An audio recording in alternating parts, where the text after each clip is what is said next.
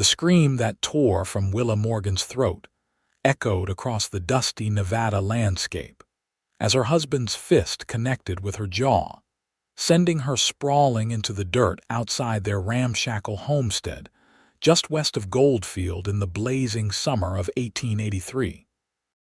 She tasted blood and dust, familiar companions after 3 years of marriage to Dale Morgan, a man whose cruelty had carved itself into her bones like the relentless wind carved the desert rocks.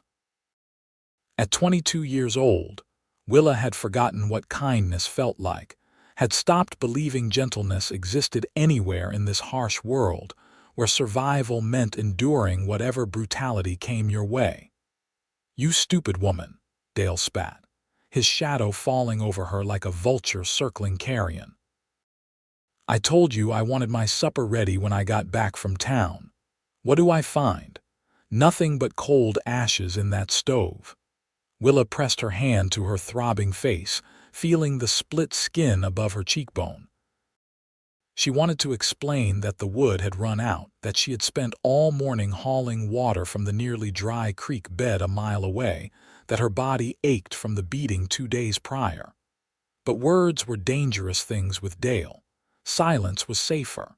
"Get up," he growled, "and get in that house. I am going back to town for whiskey since you cannot even manage the simple task of being a proper wife." She heard his boots crunching away, heard the horse snorting as he mounted, heard the thundering hooves fade into the distance.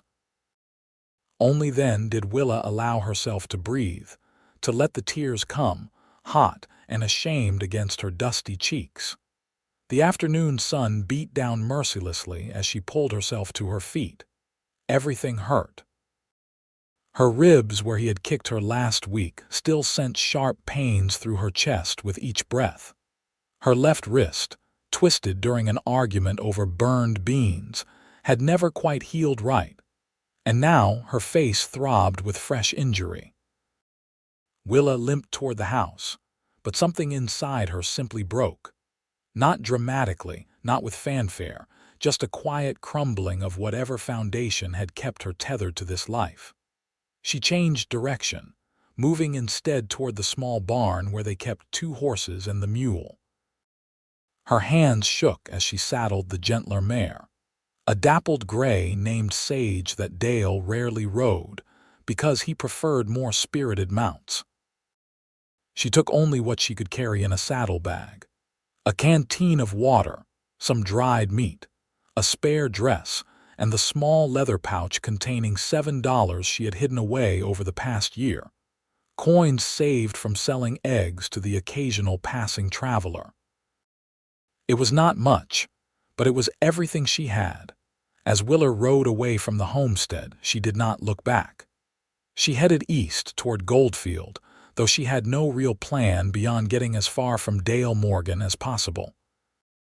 The Nevada desert stretched endlessly in all directions, sage and scrub brush dotting the ochre landscape, mountains rising in blue-hazed distance. The vastness had always frightened her before, but now it felt like possibility. The sun was lowering toward the horizon when she spotted the dust cloud behind her. Fear squeezed her chest like an iron band. Dale must have returned early, must have discovered her gone. He would be furious beyond anything she had experienced before. If he caught her, he might kill her this time. Willa urged Sage faster, but the mare was already tired from the heat and the pace. The dust cloud drew closer. She could see the rider now, gaining ground steadily. Panic clawed at her throat. She looked desperately around for somewhere to hide, but the desert offered little cover. There was a rocky outcropping ahead, and she pushed Sage toward it, hoping to at least have something at her back when he reached her. She dismounted on shaking legs and pressed herself against the rocks, preparing for the worst. The rider approached, and as he drew near enough to make out clearly, Willa realized with a jolt that it was not Dale at all. This man sat differently in the saddle, moved with an easy grace that her husband had never possessed. He was tall, broad-shouldered, with dark hair visible beneath a worn brown hat. As he slowed his horse to a walk and approached carefully, she could see he was perhaps 25 or 26, with sun-bronzed skin and eyes that caught the late afternoon light like amber. "Madam," he called out, his voice carrying across the remaining distance between them. "I mean you no harm. I saw you riding hard and thought you might be in some kind of trouble." Willa said nothing, every muscle tensed for violence. Men always meant harm in her experience. They just disguised it with different words. The stranger stopped his horse about 20 feet away and slowly dismounted, keeping his hands visible. "My name is Zachary Cole. I work at the R Ranch east of here. I was heading back from delivering a message to a homestead when I saw your dust trail." She still did not speak, watching him with the wary eyes of a beaten animal. He seemed to notice her defensive posture, the way she held herself, and something shifted in his expression. His eyes, which had been friendly and open, clouded with concern as they took in her appearance more carefully. She knew what he must be seeing. The fresh blood on her face, the swelling already starting along her jaw, the way she held her ribs, the purple-yellow remnants of older bruises visible on her arms below her rolled sleeves. Zachary's jaw tightened and she braced herself for anger, for rough handling, for accusations. That was how men responded when they saw weakness. But when he spoke again, his voice was softer than before, gentle in a way that made something crack open inside her chest. "Madam, you are hurt. Will you let me help you?" "I am fine," Willa said automatically, the lie so practiced it came without thought. "I just need to keep moving." "Are you running from someone?" She hesitated too long, and that was answer enough. Zachary glanced back the way she had come, then returned his gaze to her. "Is he following you?" "I do not know. Maybe. Probably." The words tumbled out despite herself. "I have to keep going. I have to get far enough away that he cannot find me." "How far were you planning to go on one tired horse with the sun going down?" His tone held no judgment, just honest question. Willa felt tears prick her eyes again. She had not thought beyond escape, had not planned anything practical. "I do not know. Goldfield, maybe. I thought I could find work there, start over somehow." Zachary was quiet for a moment, seeming to consider something. Then he said, "Goldfield is still 15 miles east.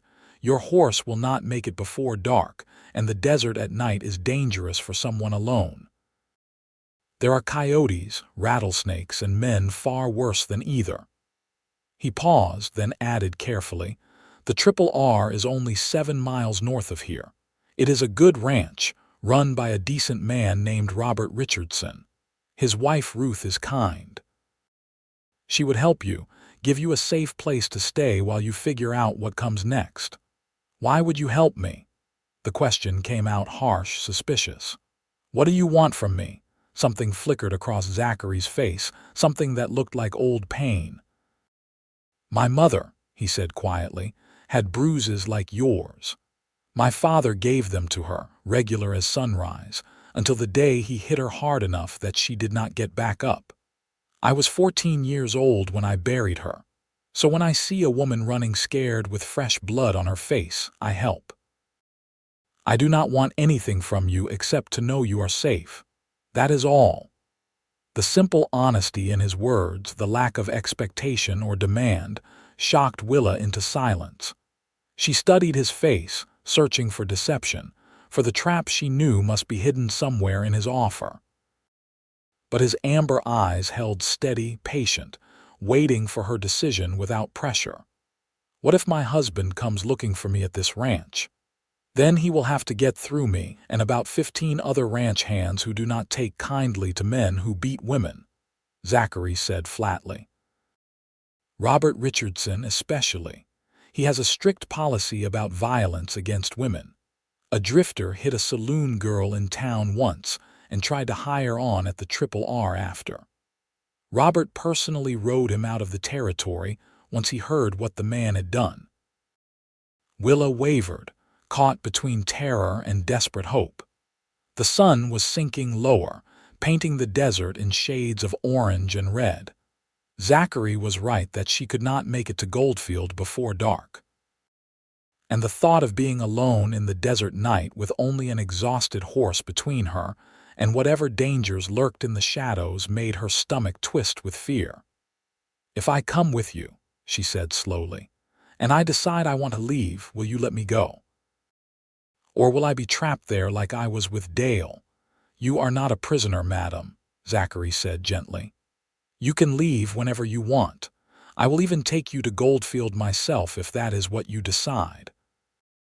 I just think you should have a safe place to rest first, maybe get those injuries looked at, have a real meal. Then you can make plans with a clearer head." It was the most reasonable thing anyone had said to her in years. Willa found herself nodding before she fully realized she had decided.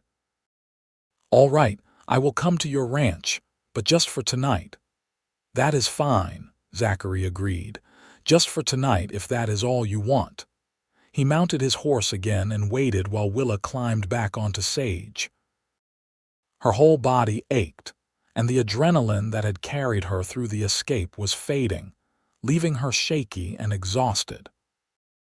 They rode north together, Zachary keeping his horse at an easy pace, so Sage could manage, maintaining a respectful distance that made it clear he was not trying to control or crowd her.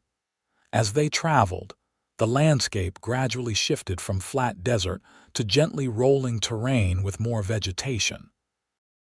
The Triple R Ranch came into view as the last light was fading from the sky, a sprawling collection of buildings centered around a large main house built of timber and stone. Corrals held dozens of horses, and Willa could see several smaller bunkhouses arranged near a huge barn. Everything looked well-maintained and prosperous, a far cry from the struggling homestead she had fled. Several men looked up from their evening tasks as Zachary and Willa rode into the yard. A few started to call greetings but fell silent when they got a good look at Willa's face in the lantern light spilling from the barn. "Zach," one of them said, a grizzled older man with gray streaking his beard. "What happened?" "She needs help, Frank," Zachary said simply. "Is Ruth in the house?" "She is. Robert, too. They just finished supper." Zachary nodded and dismounted, then approached Sage slowly, giving Willa time to prepare before he reached up to help her down. She flinched instinctively when his hands closed around her waist, and she felt him go very still. "I am going to lift you down now," he said softly, giving her warning and control. "Ready," she nodded stiffly, and he lifted her from the saddle with surprising gentleness, setting her on her feet carefully and stepping back immediately to give her space. Her legs nearly buckled, exhaustion hitting her all at once, and Zachary's hand shot out to steady her elbow. "Easy there," he murmured. "You are safe now, I promise." That word, promise, spoken with such conviction, made Willa's carefully maintained walls crumble. She started to cry, really cry, for the first time since her wedding day 3 years ago. Great gasping sobs that hurt her bruised ribs and made her face throb but would not stop coming. She expected Zachary to be uncomfortable, to tell her to pull herself together the way Dale always did.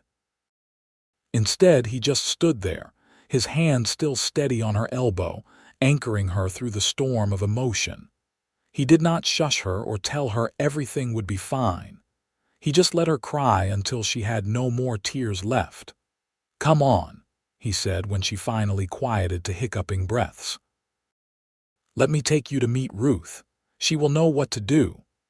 He guided her toward the main house, and Willa saw several of the ranch hands watching with expressions ranging from sympathy to outright anger.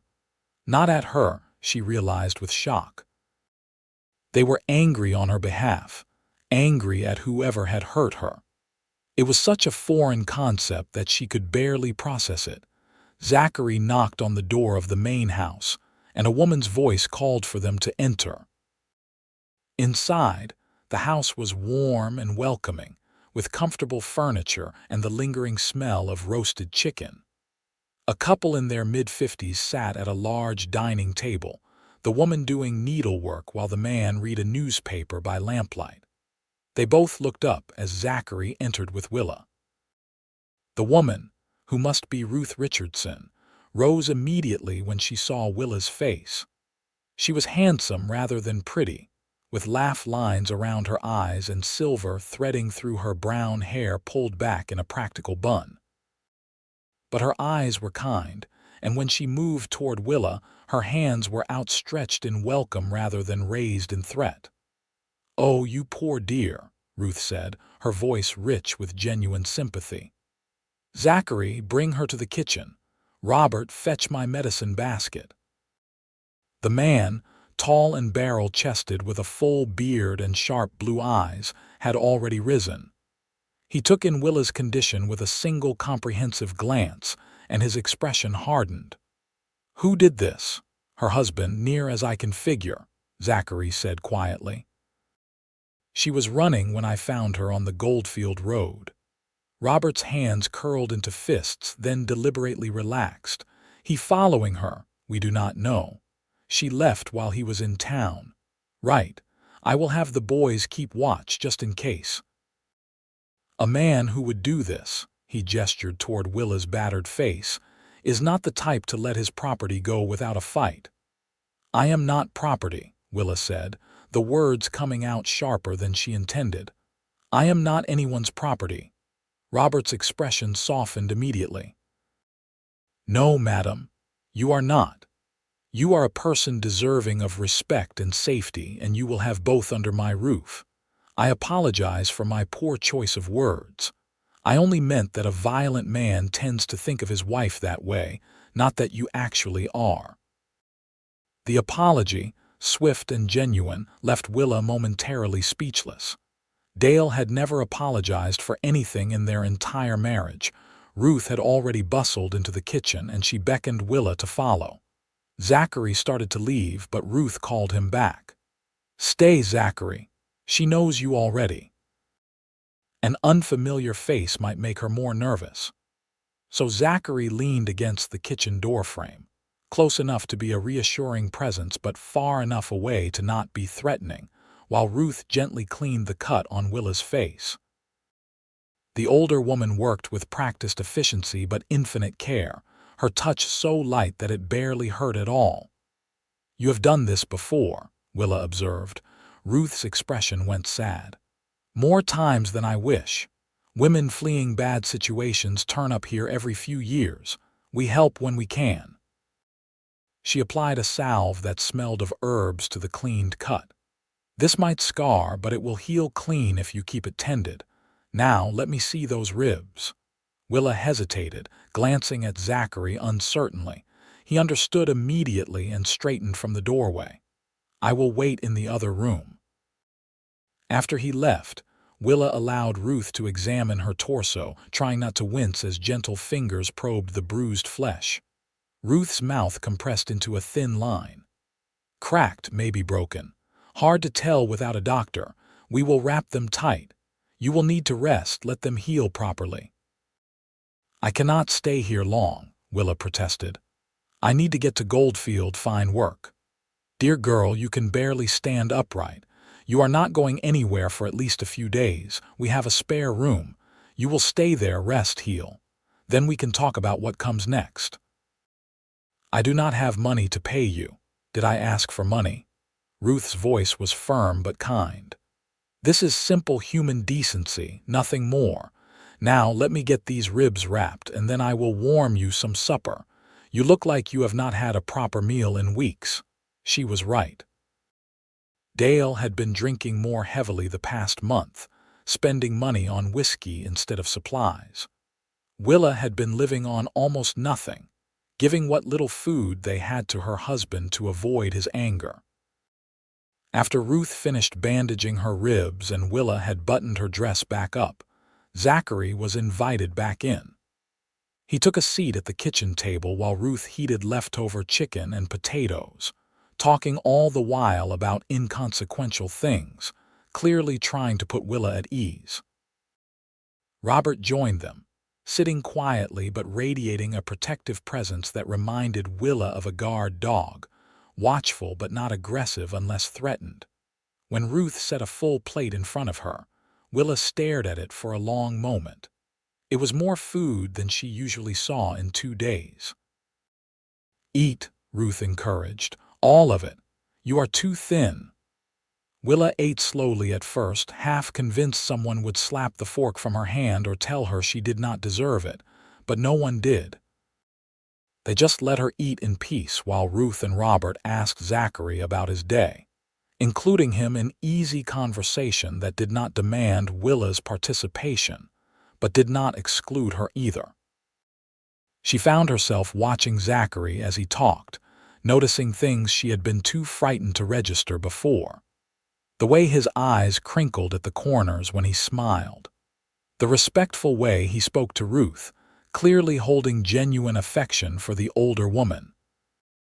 The careful way he moved, economical and deliberate, never sudden or aggressive. His hands, large and capable but gentle, resting calmly on the table rather than clenched in fists. When he happened to glance her way and caught her staring, he did not leer or make her feel uncomfortable. He just offered a small, warm smile and returned to his conversation. After she finished eating, Ruth showed her to the spare room upstairs. It was small but clean, with a real bed covered in quilts, a washstand with a basin and pitcher of water, and a window overlooking the ranch yard. Willa could not remember the last time she had slept anywhere so nice. "There is a nightdress in the dresser," Ruth said. "It might be a bit large, but it will be more comfortable than sleeping in your travel clothes. The privy is out back, but there is a chamber pot under the bed if you need it during the night. Do you need anything else?" Willa shook her head, overwhelmed by the simple kindness. "Thank you for all of this. I do not know how I will repay you." "You do not need to repay kindness, dear. That is not how it works." Ruth patted her hand gently. "Rest now. You are safe here. Robert and I sleep just down the hall and the bunkhouse is right outside. No one is going to hurt you anymore." After Ruth left, Willa changed into the borrowed nightdress and crawled under the quilts. The bed was soft, the room quiet except for the distant sounds of horses and night insects. She should have felt safe. Everyone here had been nothing but kind. But years of living with violence had taught her that safety was an illusion, that danger could erupt at any moment without warning. She lay awake for hours, every muscle tensed, listening for the sound of Dale's angry voice, his heavy footsteps, the slam of a door that meant she was about to be hurt again. But the night remained peaceful. Eventually, exhaustion dragged her down into fitful sleep. She woke several times, disoriented and frightened, before remembering where she was. Each time, the quiet house reassured her, and she slipped back into sleep. When morning light finally filtered through the window, Willa felt more rested than she had in months, though her body still ached from its collection of injuries. She dressed in her spare dress, a faded blue cotton that had seen better days, and made her way downstairs. The smell of coffee and frying bacon drew her to the kitchen, where she found Ruth cooking breakfast. "Good morning, dear. How did you sleep?" "Better than I expected," Willa admitted. "Thank you again for the room. It is yours as long as you need it. Now sit down. Breakfast will be ready soon." "Robert is already out with the men, but he will be back shortly." Willa sat at the table, accepting the cup of coffee Ruth poured for her. The hot, bitter liquid was pure luxury. Dale had not bought coffee in months. "I should start thinking about what to do next," Willa said. "Maybe today Zachary could take me to Goldfield like he offered." Ruth turned from the stove, her expression thoughtful. "You certainly can go to Goldfield if that is what you want, but I have a proposition for you if you are willing to hear it." "What kind of proposition?" "I need help around here. The ranch has grown significantly over the past few years, and there is more work than I can manage alone. Cooking for the hands, mending, cleaning, garden work, helping with the chickens and the dairy cow. If you stayed on and worked for us, you would have room and board plus wages. Not a fortune, but enough to save up money for a fresh start somewhere new if that is what you want eventually. Willa stared at her. You would hire me. But you do not know me. I could be a thief or lazy or incompetent. Could be, Ruth agreed calmly. But I do not think you are any of those things. I think you are a young woman who has had a very hard few years and deserves a chance to build a better life. If I am wrong and you turn out to be terrible, I will tell you so and we will part ways. But I do not think I am wrong. The offer was staggeringly generous. Wages, safety, a place to stay. It was more than Willa had dared hope for, but fear gnawed at her. What if my husband finds me here? Then we deal with him, Ruth said firmly. Robert has dealt with worse than one angry drunk. And the men are loyal to this ranch. They will protect you. Why? The question burst from Willa before she could stop it. Why would any of you protect me? You do not know me. You owe me nothing. Ruth came over and sat down across from Willa, taking her hands gently. Because it is the right thing to do. Because you are a human being in need of help. Because every woman deserves to live without fear. Does there need to be another reason? Tears pricked Willa's eyes again. She was not used to this, to being treated like she mattered, like her safety and well-being were important. I do not know if I remember how to trust people. That is all right. Trust takes time to build, especially when it has been broken so thoroughly. You do not have to decide everything right now. Stay for a few days. See how you feel. If you decide to leave, no one will stop you. But I think you might find that this is a good place for a new beginning. Before Willa could respond, the kitchen door opened and Robert came in, stamping dust from his boots. Behind him came Zachary, looking tired but alert. Both men removed their hats politely when they saw the women. Morning, Robert said. Everything quiet last night. Perfectly quiet, Ruth confirmed. I was just telling Willa about my offer for her to stay on and work here. Robert nodded approvingly. That is a fine idea. We could use the extra help. What do you say, Miss Morgan? Will you stay?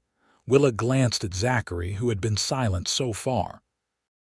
He met her eyes steadily, his expression encouraging but neutral, making it clear the choice was entirely hers.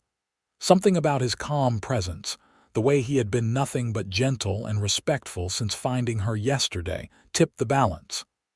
I will stay, she said quietly. At least for a while, to see how it goes. Wonderful, Ruth said, squeezing her hands before rising to serve breakfast. We will get you settled in properly after we eat. Over the next few days, Willa gradually adapted to life at the Triple R Ranch. Ruth was an excellent teacher, patient and encouraging, showing her the rhythms and routines of running a household for a large working ranch. Willa helped with cooking meals, washing dishes, tending the vegetable garden, collecting eggs from the chickens, and mending clothes and linens. The work was hard, but satisfying in a way her life with Dale had never been. Here, her efforts were appreciated, her contributions acknowledged. The ranch hands were respectful, tipping their hats when they encountered her, thanking her for meals, careful to never crowd or startle her. She learned their names gradually. Frank, the grizzled segundo who had been with Robert for 20 years. Young Tommy, barely 18, eager and hardworking. Miguel, quiet and serious, who spoke with a faint Spanish accent and had the best seat on a horse Willa had ever seen. And Zachary, who worked harder than any of them, took on the dirtiest jobs without complaint, and still somehow found time to help Ruth with heavy lifting or other tasks around the house. She saw Zachary often. Since he ate meals at the main house with Robert and Ruth, rather than in the bunkhouse with the other hands. Ruth had explained that Zachary had a special status on the ranch, a sort of assistant foreman position earned through years of loyalty and exceptional work.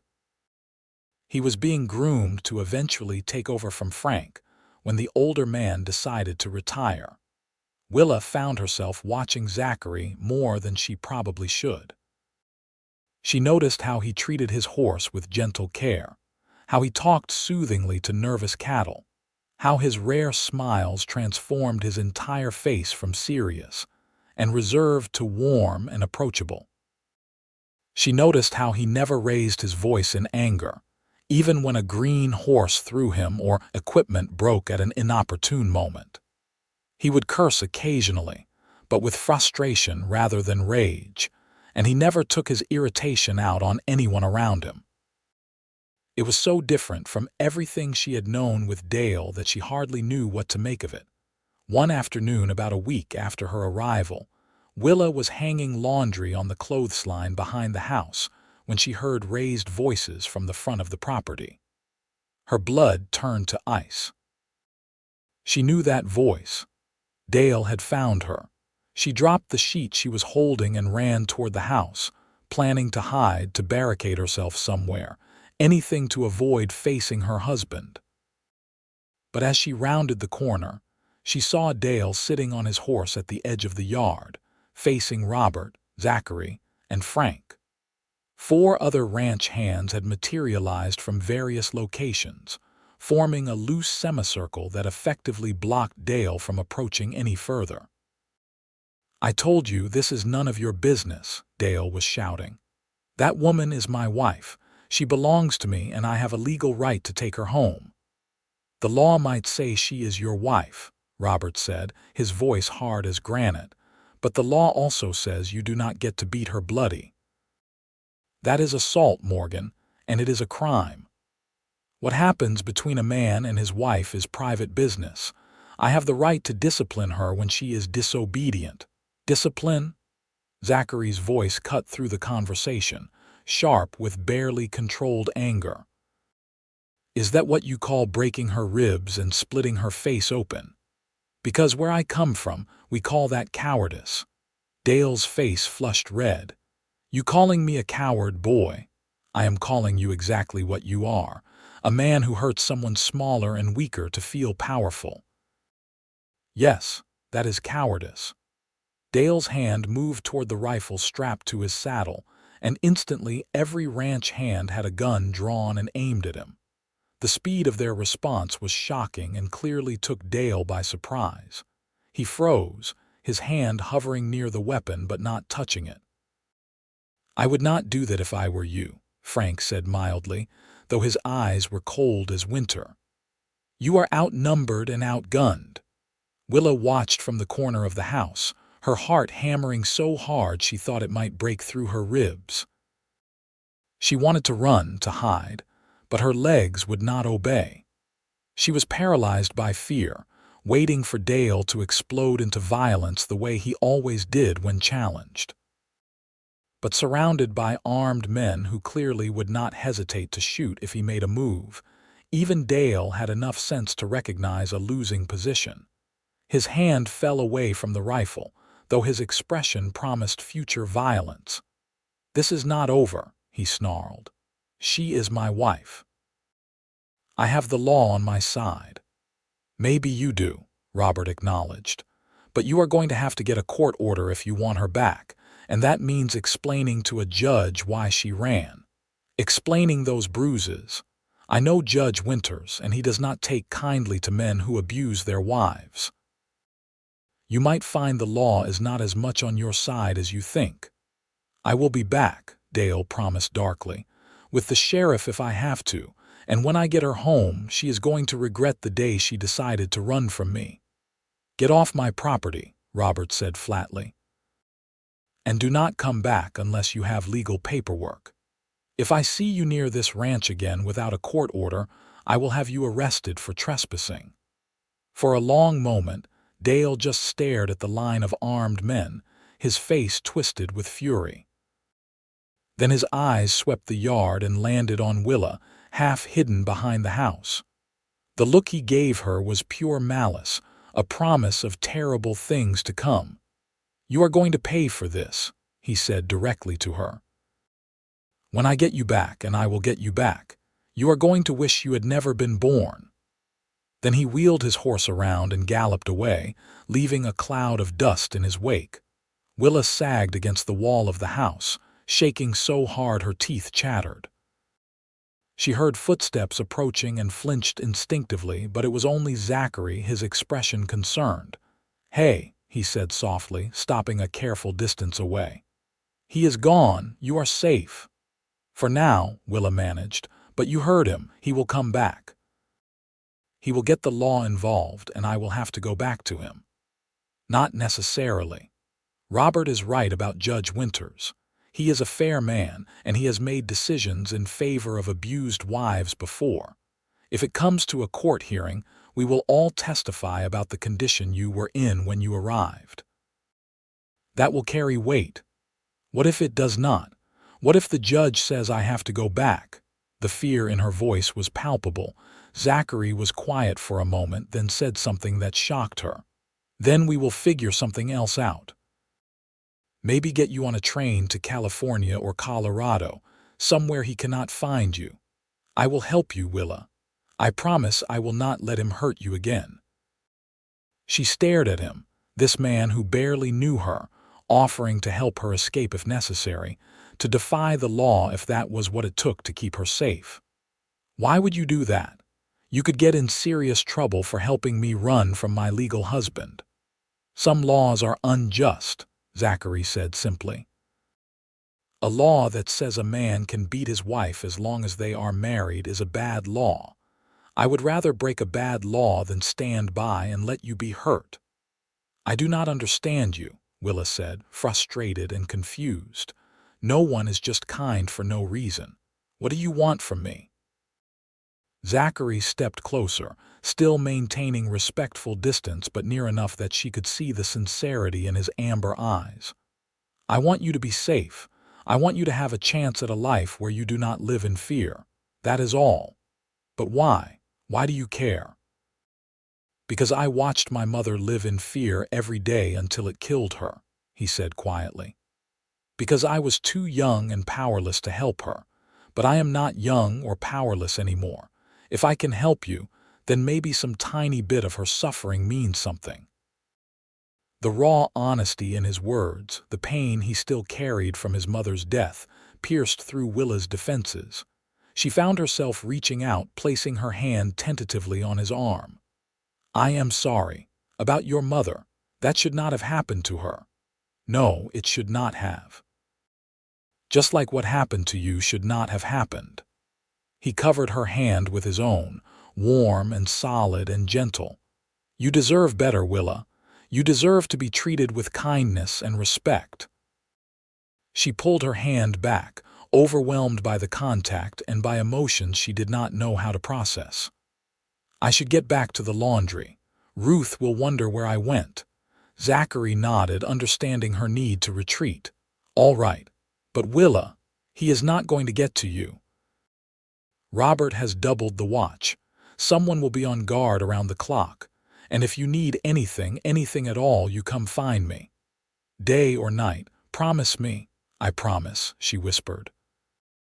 Over the following weeks, Dale did not return, but the threat of his reappearance hung over everything like a storm cloud.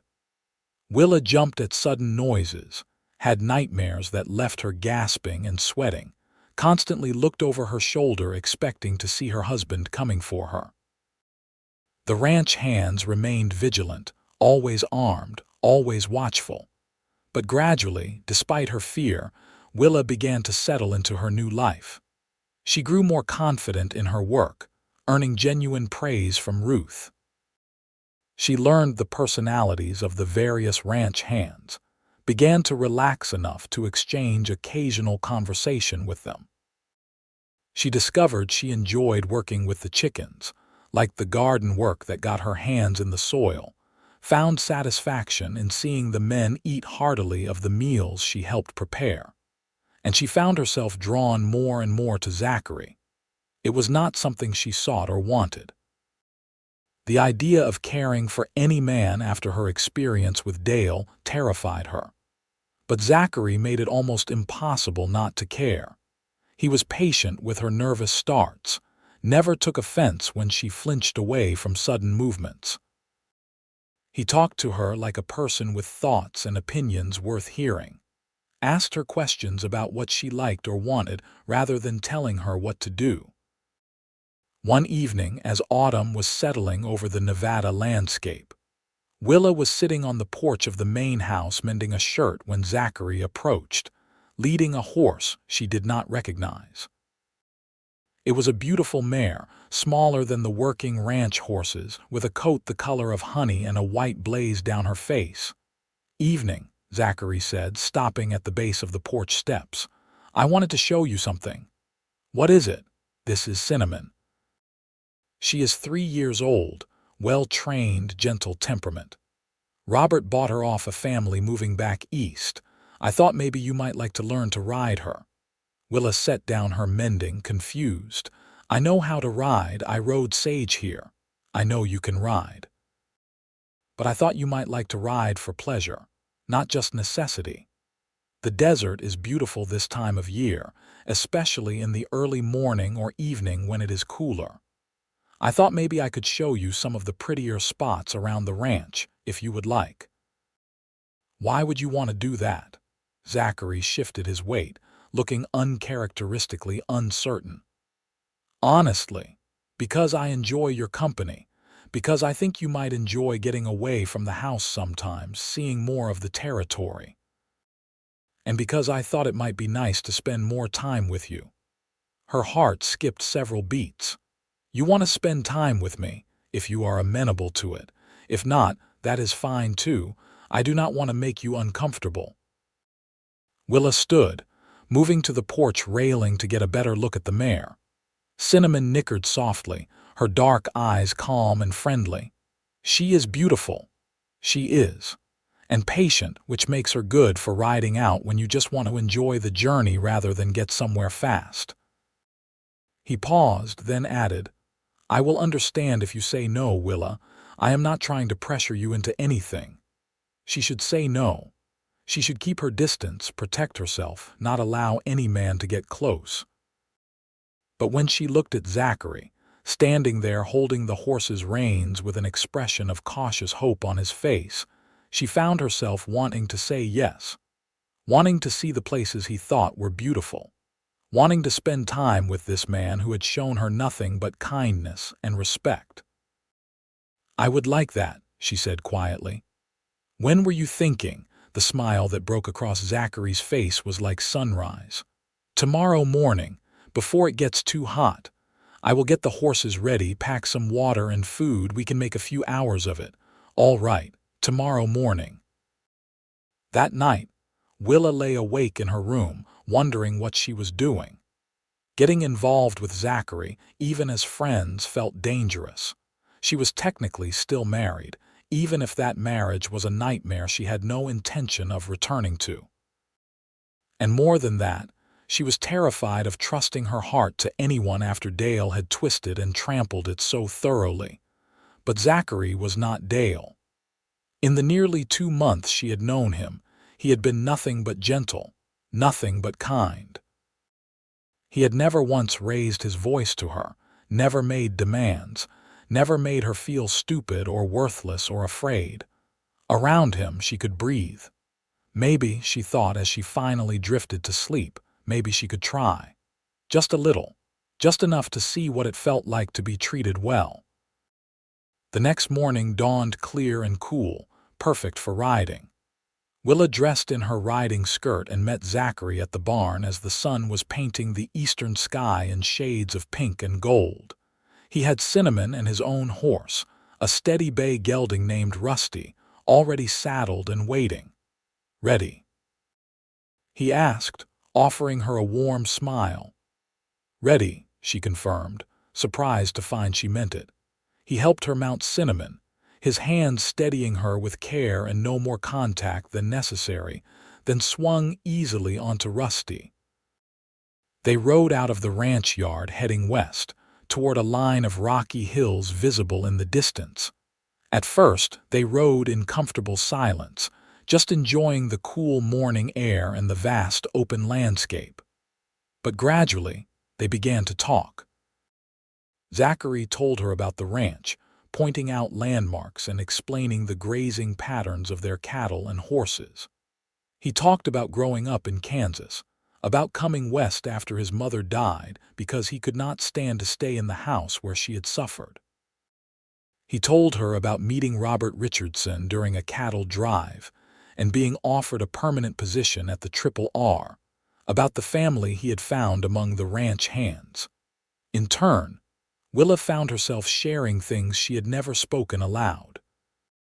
About her childhood in a small Ohio town, about her father dying when she was 16, leaving her mother and 3 younger siblings with no income. About meeting Dale Morgan when he passed through town, a charming man with big dreams about homesteading in Nevada. About how desperate her mother had been, how the marriage had seemed like salvation, a way to remove one mouth from a household that could not afford to feed everyone. "He was different before we married," she said quietly. "Or maybe I just did not see the signs. He was never cruel, but he was possessive. I thought it meant he cared. I did not realize it was about control." "When did he first hit you?" Zachary asked gently. 3 months after our wedding. I burned his dinner because I was sick with a fever and did not tend the stove properly. He slapped me and told me to be more careful. I thought it was my fault, that I had provoked him by being careless." She shook her head at her past self's naivety. "It only got worse from there. By the end of the first year, I was getting beaten at least once a week for all sorts of reasons.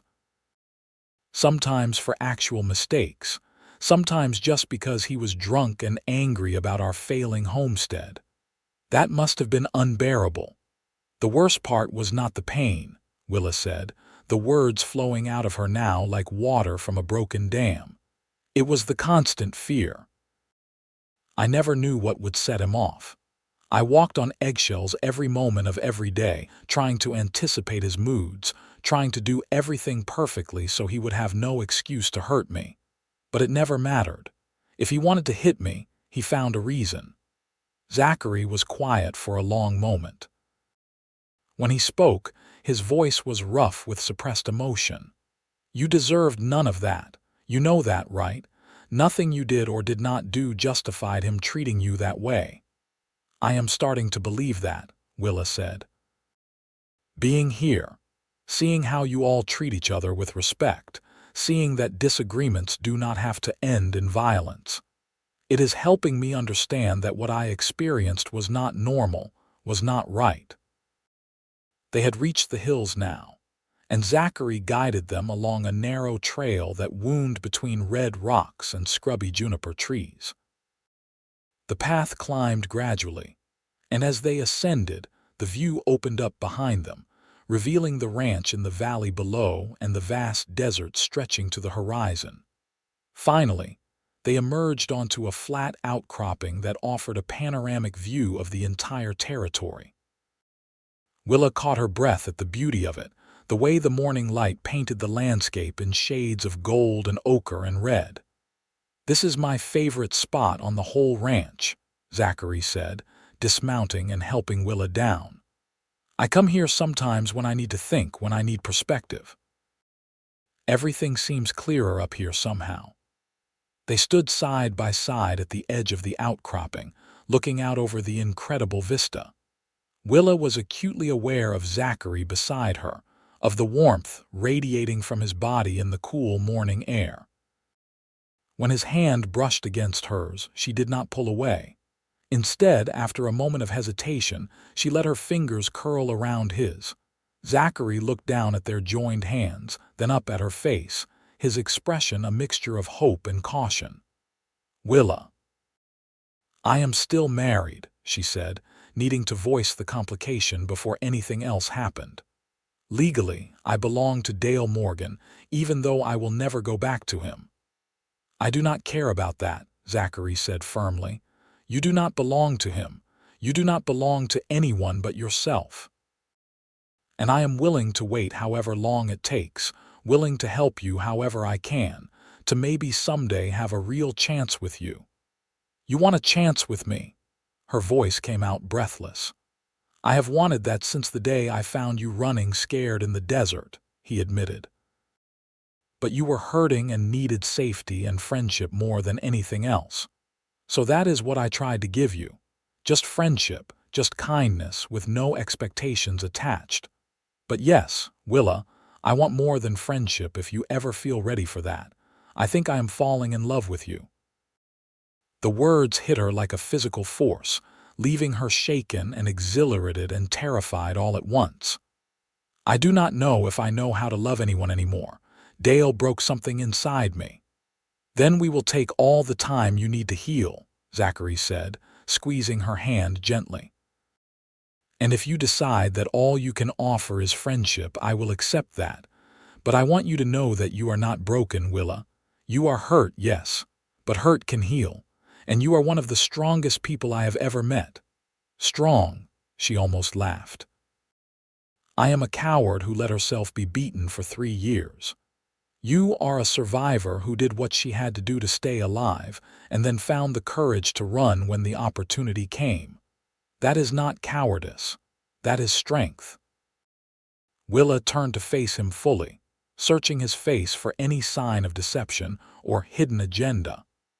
But his amber eyes were clear and honest, his expression open and vulnerable in a way she had never seen from any man.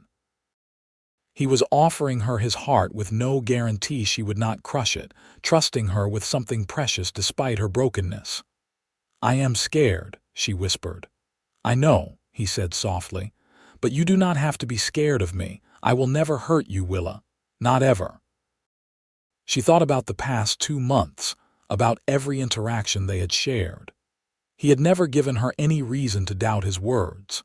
He had been patient and kind and respectful, had defended her against Dale, had offered her companionship without pressure or expectation. He had shown her through consistent action exactly the kind of man he was. Standing there on that rocky outcropping with the Nevada desert spread below them, and the morning sun warming her face, Willa made a choice.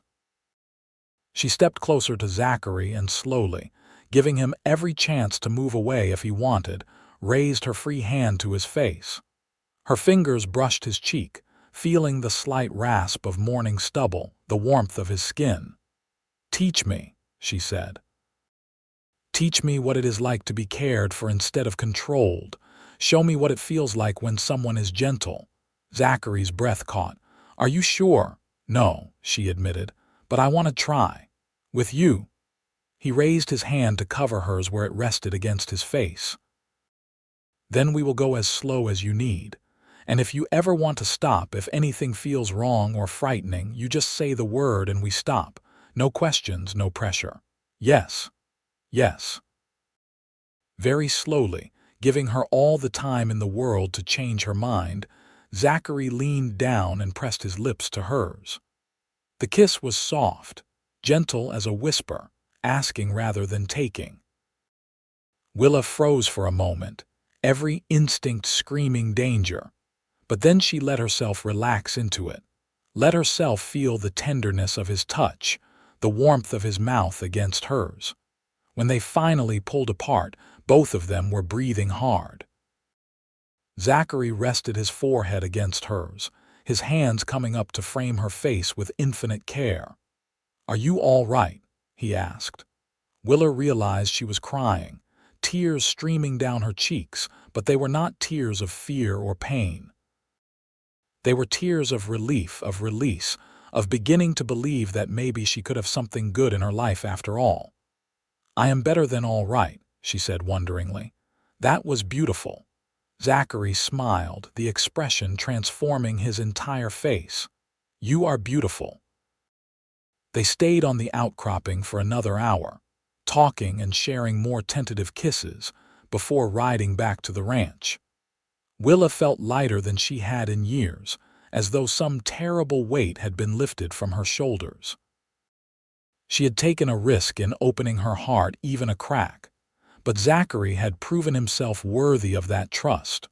Over the following weeks, their relationship deepened. They rode out together every few days when ranch work permitted, exploring more of the territory, talking for hours about everything and nothing. Zachary continued to be patient and gentle, never pushing her beyond what she was comfortable with, always respecting her boundaries. Ruth noticed the growing connection between them and spoke to Willa about it one afternoon while they were making preserves from the last of the autumn fruit. "I see the way you look at Zachary," the older woman said with a knowing smile, "and the way he looks at you. It does my heart good to see." Willa felt her cheeks heat. "Is it wrong? I am still technically married. Your marriage to Dale Morgan was a legal formality that bound you to an abusive man. I do not consider it a real marriage, not in any sense that matters. A real marriage is built on respect and care, on partnership and affection. What you had with Dale was nothing more than legalized slavery." Ruth set down the jar she was filling and turned to face Willa directly. "You deserve to be happy, dear girl. You deserve to be loved by a good man. And Zachary is a very good man." "I know he is," Willa said softly. "That is what frightens me. What if I am too broken to love him the way he deserves? Love is not about perfection. It is about showing up for each other even when it is hard. It is about patience and forgiveness and choosing each other every day. You have already proven you can do all of that. The question is, do you want to?" "Yes," Willa said without hesitation. "I want to build a life with him. I want to see what we could become together. But I cannot do that while I am still legally bound to Dale." "Then perhaps it is time to address that situation legally," Ruth suggested. "Judge Winters will be in Goldfield next month for the circuit court. You could petition him for a divorce on grounds of cruelty and abandonment. With Robert and Zachary and the rest of us testifying about your condition when you arrived, you have a strong case." The thought of facing a courtroom, of publicly recounting her abuse, made Willa's stomach churn with anxiety. But Ruth was right. She could not move forward while still legally tied to her past. "Will you come with me to the hearing?" "Of course, dear. We all will. You will not have to face it alone." 6 weeks later, on a cold November morning, Willa found herself standing in the makeshift courtroom in Goldfield's town hall, facing Judge Winters across a scarred wooden table. The judge was an older man with penetrating gray eyes and a stern but not unkind expression. Robert, Ruth, Zachary, and Frank had all come to testify on her behalf. Dale was there too, looking angry and defensive, arguing that his wife had no grounds for divorce, that what happened between a man and his wife in their own home was private business. But Judge Winters listened to the testimony about the condition. Willa had been in when she arrived at the ranch, examined the medical notes Ruth had made documenting her injuries, and heard Willa's own account of 3 years of escalating violence. When Willa described the beating that had finally driven her to run, her voice shaking but steady, the courtroom was utterly silent. She could feel Zachary's presence behind her like an anchor, giving her strength. Finally, Judge Winters spoke. "Mr. Morgan, I have heard testimony from multiple credible witnesses describing injuries consistent with severe and repeated assault. I have heard your wife's account of systematic abuse. What do you have to say in your defense?" "She is exaggerating," Dale said sullenly. "I might have disciplined her a few times when she was disobedient, but nothing like what she is claiming. Women do that, you know. They exaggerate to get sympathy." "Multiple witnesses saw her injuries," the judge said coldly. "Are you suggesting they are all lying?" "I am suggesting my wife is a manipulative woman who ran off because she did not want to work hard on a homestead. She found herself a comfortable situation with these rich ranch folk, and decided to play the victim to stay there. Judge Winters leaned forward, his expression like granite. "Mr. Morgan, I have been presiding over cases in this territory for 15 years. I know the difference between a woman seeking attention and a woman fleeing for her life. Your wife had broken ribs, a split face, and bruises in various stages of healing when she arrived at the R Ranch. That is not discipline. That is brutality." He shuffled through the papers on his desk, then looked up at Willa. "Mrs. Morgan, I am granting your petition for divorce on grounds of extreme cruelty. Your marriage to Dale Morgan is hereby dissolved. You are free to leave and begin your life anew." Relief hit Willa so hard she actually swayed on her feet. Zachary's hand immediately came to her elbow, steadying her. It was over. She was free. Dale erupted from his seat, face flushed with rage. "You cannot do this. She is my wife. The law says I can grant a divorce when there are legitimate grounds, and cruelty is such grounds," Judge Winters interrupted. "My decision is final, Mr. Morgan, and I am issuing a restraining order. You are not to approach Mrs. Morgan or any property she resides upon.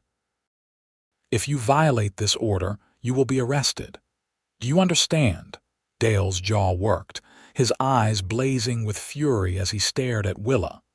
For a moment, she feared he might lunge at her right there in the courtroom. But Robert and Frank had moved to flank her and Zachary, and 2 of the town's deputies were standing nearby. After a long, tense moment, Dale spun on his heel and stormed from the courtroom, slamming the door behind him. Willa released a breath she had not realized she was holding. "It is really over. It is really over," Judge Winters confirmed, his stern expression softening slightly. "You are a free woman, Mrs. Actually, you may want to go back to your maiden name if you prefer." "Miss Mercer," Willa said firmly. "My name is Willa Mercer." Outside the courthouse, as they prepared to ride back to the ranch, Zachary pulled Willa aside. His expression was serious, but his eyes were warm. "So you are free now," he said quietly. "Free to make your own choices about your life, about your future." "I am," Willa agreed, her heart beginning to race. "And what do you choose, Willa Mercer? What do you want for your future?" She looked at this man who had saved her, who had shown her what kindness looked like, who had been patient with her fears and gentle with her broken places. She thought about the life they could build together, about mornings riding through the desert and evenings spent in comfortable conversation, about building something real and good on a foundation of mutual respect and genuine affection. "I choose you," she said simply, "if you will still have me." Zachary's answer was to pull her into his arms and kiss her soundly, right there on the main street of Goldfield with Robert and Ruth and half the town watching. Willa melted into the embrace, no longer afraid of his touch, no longer worried that gentleness was a trap. This was real. This was safe. This was love. When they finally pulled apart, both of them were grinning like fools. Ruth was dabbing at her eyes with a handkerchief, and Robert wore a satisfied smile. "About time," Frank called from where he was holding the horses. "Thought you two were going to dance around each other forever." They rode back to the R Ranch as the sun was setting, painting the desert in brilliant shades of orange and crimson.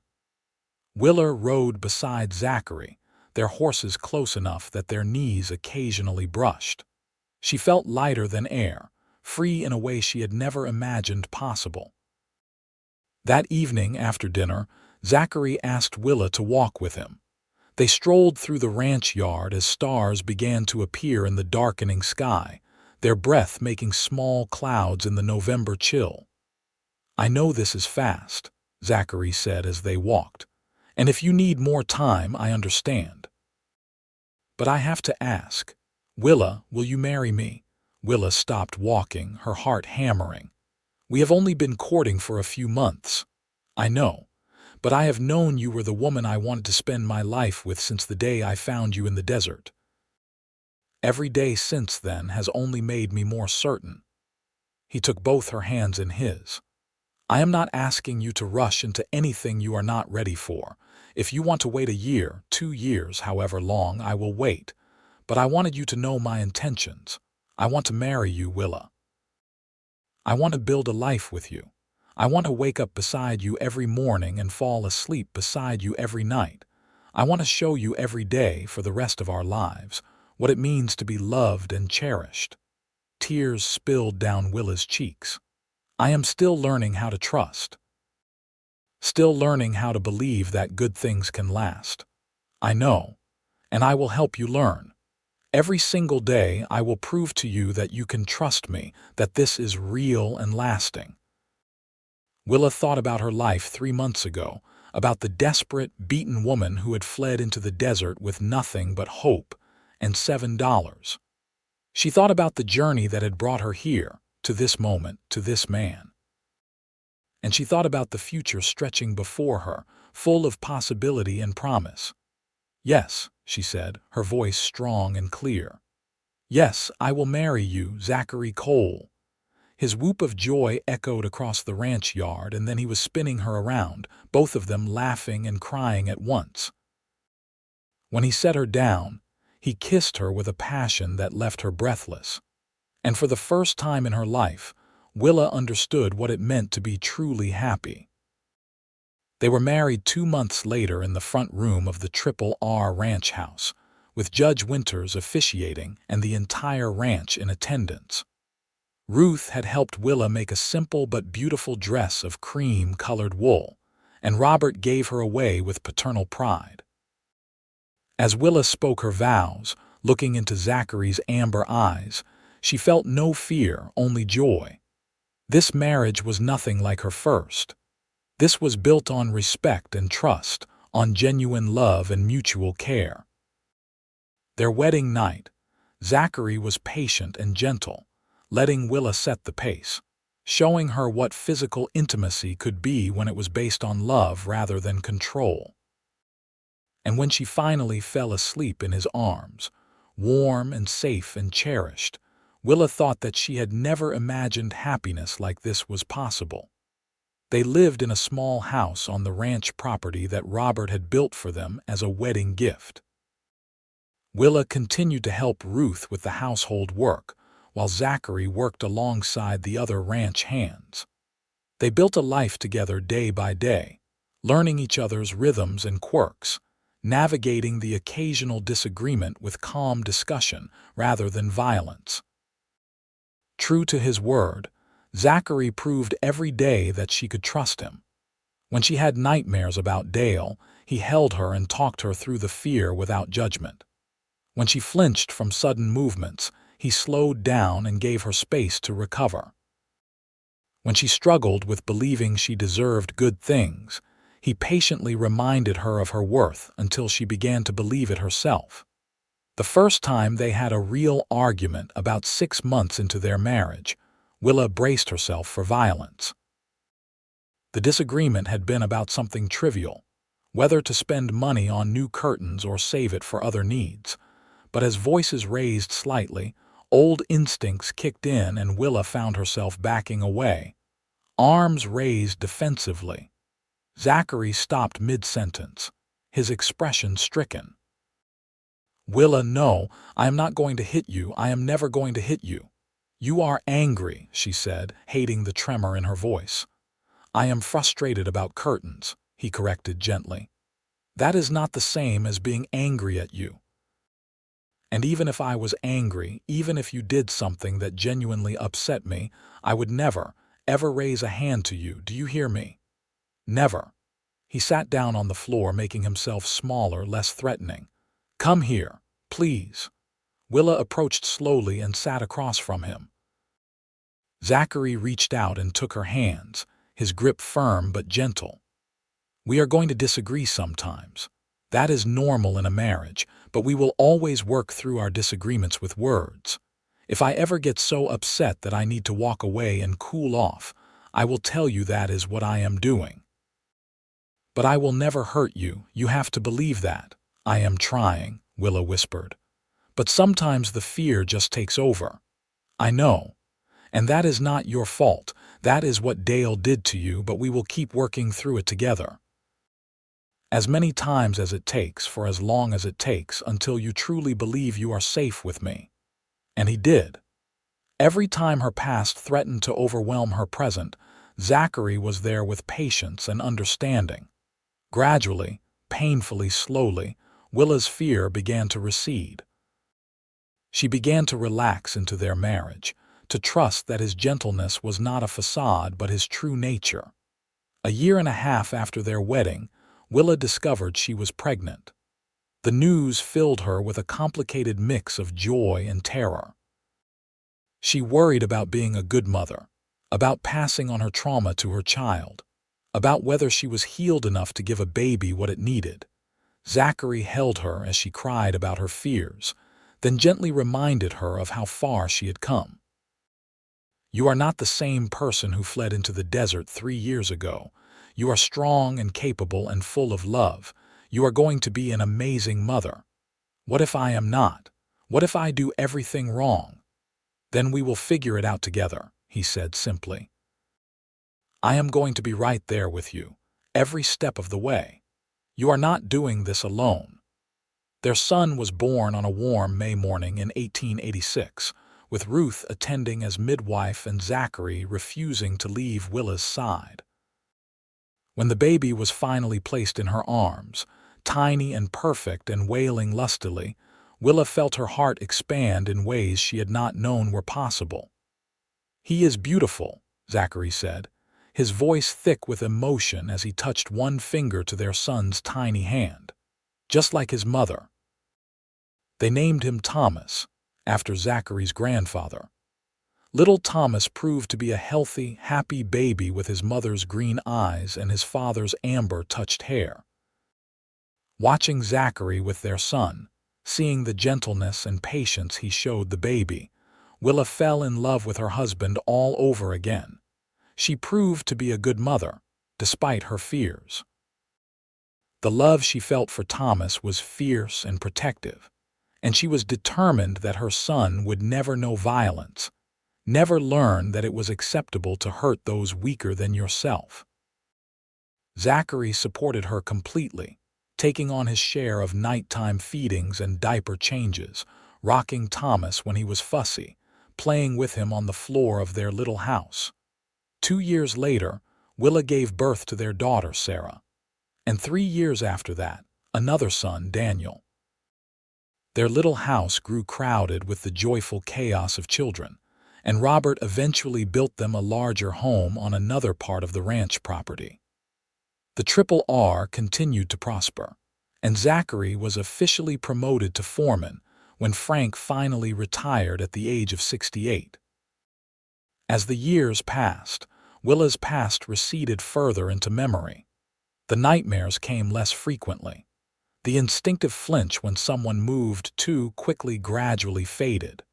She grew into her role as wife and mother, as a valued member of the ranch community. She discovered she had a gift for healing, learning about medicinal herbs from Ruth, and eventually becoming the person people came to when they were sick or injured.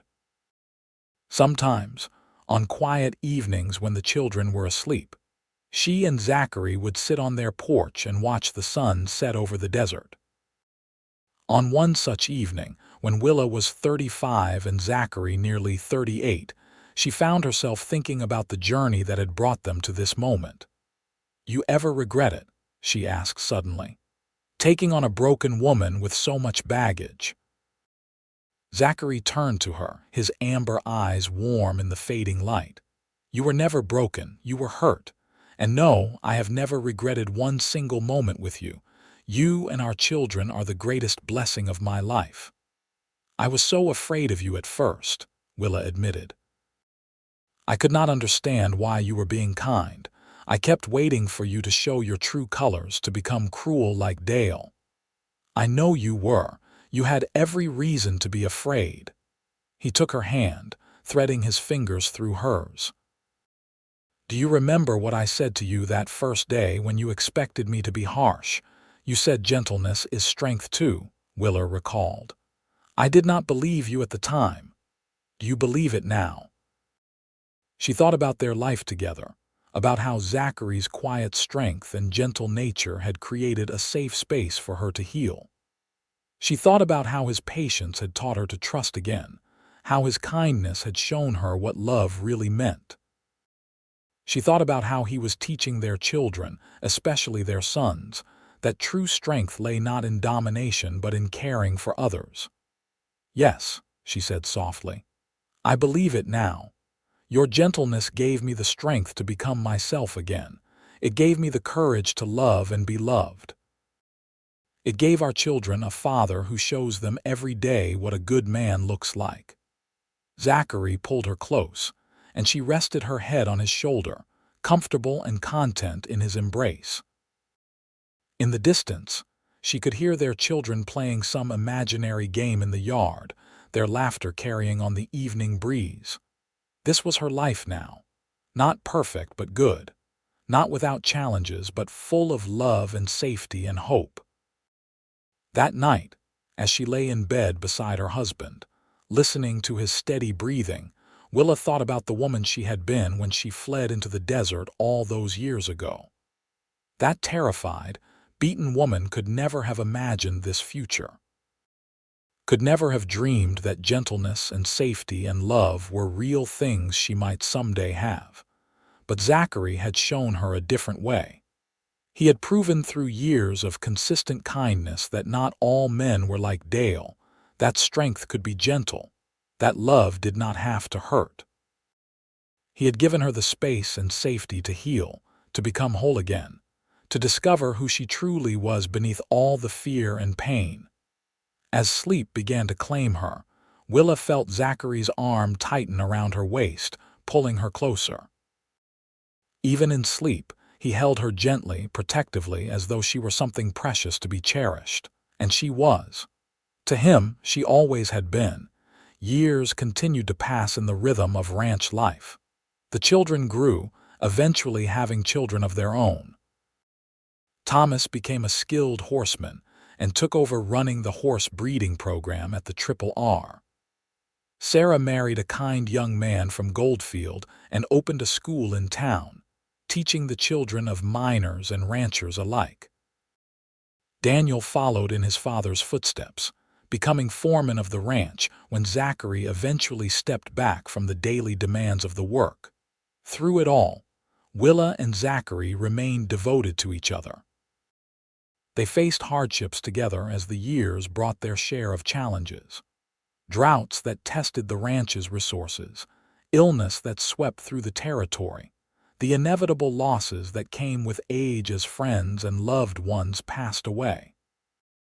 Ruth died peacefully in her sleep at 72, and Robert followed her just 8 months later, leaving the ranch to Daniel with the provision that Zachary and Willa would always have a home there. They faced these hardships the way they faced everything. Together, with honesty and communication, with the deep trust that had been built over decades of choosing each other every day. When Zachary struggled with the aches and limitations of aging, Willa was there to help him adjust with dignity. When Willa battled a severe illness one winter that left her weak for months, Zachary nursed her with tireless devotion until she recovered. On their 25th wedding anniversary, their children and grandchildren gathered for a celebration at the ranch. As Willa looked around at the family she and Zachary had built, at the legacy of love and respect they had created, she felt overwhelmed with gratitude. From such a dark beginning, such beauty had emerged.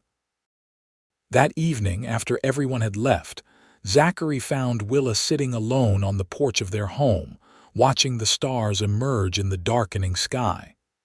"What are you thinking about?" he asked, settling into the chair beside her. "About how far we have come. About how different my life is from what I thought it would be. Better or worse?" he asked with a slight smile, knowing the answer. "So much better than I ever dreamed possible." She reached for his hand, still strong despite the years, still gentle in its touch. You saved my life, Zachary. Not just that day in the desert, but every day since. You taught me what love really means. We saved each other, he corrected gently. You taught me that gentleness has a purpose, that patience and care can heal even the deepest wounds. You gave me a family and a home and a love deeper than I knew existed. They sat together in comfortable silence, hands joined, as the Nevada night settled around them. In the distance, a coyote called, and closer by, horses moved peacefully in their corrals. The desert that had once seemed so harsh and unforgiving had become home, the place where Willa had been reborn, where she had learned to live without fear. I love you, she said softly. I have loved you for so long now that I cannot remember what it felt like not to love you. And I love you, Zachary replied. From the moment I saw you standing scared and hurt by those rocks, something in me knew you were meant to be mine to protect and cherish. I have spent every day since trying to prove myself worthy of you. You proved that long ago, Willa assured him. Every single day, in 1,000 small ways, you prove it still. They stayed on the porch until the night grew cold, then went inside to the warmth of their home. As they settled into bed, Willa curled against Zachary's side, fitting perfectly into the curve of his body after so many years of sleeping this way. His arms came around her automatically, holding her close, and she felt the deep contentment that came from being exactly where she belonged. This was what happily ever after looked like, Willa thought as sleep claimed her. Not perfection, but partnership. Not the absence of hardship, but the presence of someone who faced every hardship beside you. Not a fairy tale, but something better. A real, lived, earned happiness built on the foundation of gentleness and respect. Years later, when Willa was 68 and Zachary 71, they sat together on that same porch watching yet another sunset. Their children visited regularly, often bringing grandchildren and even a few great-grandchildren now. The ranch continued to thrive under Daniel's management, carrying on the legacy of fairness and hard work that Robert and Ruth had established. Willa's hair was completely silver now, and Zachary's face was deeply lined from decades of sun and wind. But when they looked at each other, they still saw the people they had been when they first met. The frightened young woman seeking safety, the gentle cowboy who offered it without strings. The love between them had only deepened with time, seasoned by shared experience and mutual respect. No regrets, Zachary asked, echoing the question she had posed to him years before. Not a single one, Willa answered truthfully. Every moment with you has been a gift, even the hard times. Especially the hard times, because they taught us that we could face anything together. Zachary lifted her hand to his lips, pressing a kiss to her knuckles with the same reverence he had shown from the beginning. You are the best thing that ever happened to me, Willa Cole. And you are my miracle, she replied. The man who taught me that gentleness is strength, that love does not have to hurt, that happy endings are real. They had many more years together, growing old with grace and dignity, surrounded by family and the land they loved. When Zachary finally passed away at 79, peacefully in his sleep with Willa holding his hand, she grieved deeply, but without regret. They had been given 42 years of marriage, decades of love and companionship, a lifetime of gentleness that had healed all the wounds of her past. Willa lived another 4 years after Zachary's death, spending her remaining time with her children and grandchildren, passing on the stories of how their family had begun. She told them about the terrified woman who had fled into the desert, and the gentle cowboy who had shown her what real love looked like. She made sure they understood that strength came in many forms, that gentleness was not weakness but the highest form of courage. When she finally joined Zachary, passing quietly one spring morning with her family around her, she did so with a peaceful smile on her face. Her last words were about him. "Tell Zachary I am coming. Tell him I love him still." She was laid to rest beside her husband in the small cemetery on the ranch, under a headstone that read, "Willa Mercer Cole. Beloved wife, mother, grandmother, she learned that gentleness is strength." Their descendants continued at the Triple R for generations, carrying forward the values of respect and kindness that Zachary and Willa had exemplified. The story of their meeting became family legend, told and retold to remind each new generation that love could heal even the deepest wounds, that gentleness truly was a form of strength, and that happy endings were possible for those brave enough to believe in them. The Nevada desert, harsh and unforgiving to the unprepared, had been the unlikely setting for a love story that proved gentleness could triumph over cruelty, that patience could overcome fear, and that one person's kindness could change another person's entire life. From the depths of despair and abuse, Willa had found her way to safety and love. And Zachary, true to his word, had spent every day of their life together proving that his gentleness was not a trap, but a gift, freely given and never taken back. In the end, it was not the harsh desert that defined their story, but the oasis of tenderness they had created together. Their love had been a shelter from every storm, a safe harbor after years of turbulent seas. And the legacy they left behind was not measured in land or wealth, but in the children and grandchildren who knew how to love gently, how to treat others with respect, how to build relationships on foundations of trust and care. This was their triumph, that from the ashes of Willa's shattered first marriage, they had built something beautiful and lasting. That Zachary's gentleness had indeed proven to be strength enough to heal her wounds and give her a life worth living. That together, they had created not just a family, but a testament to the transformative power of genuine love and tender care. Their story proved that it was never too late for a new beginning, that the past did not have to define the future, and that sometimes the greatest courage was not in being hard and unbreakable, but in remaining soft and open even after being hurt. Zachary had shown Willa that real men did not need violence to be strong, that true power lay in protecting rather than harming, in building up rather than tearing down. And Willa had shown Zachary that broken things could heal, that patience and love could accomplish what force never could, that choosing gentleness was always the right choice. Together, they had proven that happy endings were not just for fairy tales, but for anyone willing to believe in the redemptive power of love. The sun set over the Triple R Ranch one final time on this story, painting the desert in those same brilliant shades of orange and crimson that had witnessed the beginning of their love. But the legacy of Willa and Zachary Cole lived on in their descendants, in the values they had instilled, in the example they had set.